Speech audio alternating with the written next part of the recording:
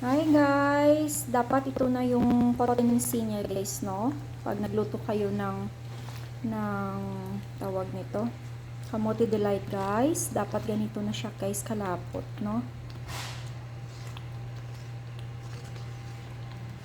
Pag itong new way yung pagluto nyo kagaya sa akin, no? Naging good ko muna siya guys. Yummy yummy!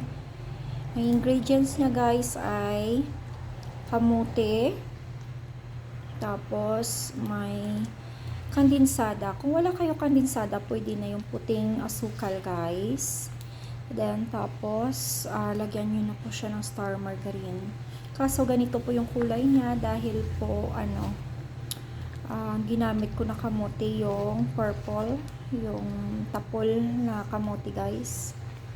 Yan, dapat ganito potency niya guys, no, paggamit ang pagluto niyo nito, no, iwala niyo po yung sabaw niyo, dapat malapot na malapot siya guys.